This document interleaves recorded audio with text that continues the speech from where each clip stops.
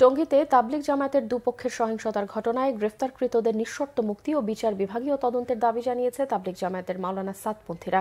দুপুরে ঢাকা রিপোর্টার্স ইউনিটিতে এক সংবাদ সম্মেলনে মাওলানা সাদ কান্দালভির অনুসারীদের নামে মামলা প্রত্যাহার, কারাবন্দী মুয়াজ বিন নূরকে নিঃশর্ত মুক্তি দেওয়ার আহ্বান জানান সাদপন্থীরা। এছাড়াও তাবলিগের যে কোনো বিষয়ে হেফাজত বা জোবায়েরপন্থী বা এক পক্ষের সঙ্গে বসে নয়, সকল পক্ষের সঙ্গে আলোচনা করে সিদ্ধান্ত নিতে সরকারের প্রতি আহ্বান জানান তারা। মাওলানা সাদপন্থীদের অভিযোগ, সারা দেশে হেফাজতপন্থী ও জোবায়েরপন্থীরা নিজামুদ্দিনের অনুসারীদের উপর হামলা করেছে।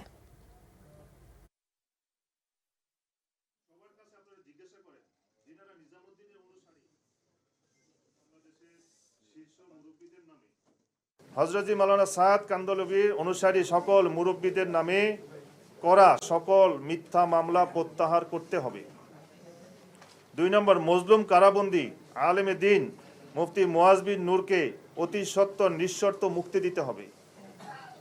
৩ নম্বর, কাকরাইল মসজিদ, টঙ্গীর বিশ্ব ইজতেমা ও সারা বাংলাদেশে মসজিদ ভিত্তিক তাবলিগের কাজকে সমান অধিকারের ভিত্তিতে পরিচালনার পরিবেশ তৈরি করে দিতে হবে।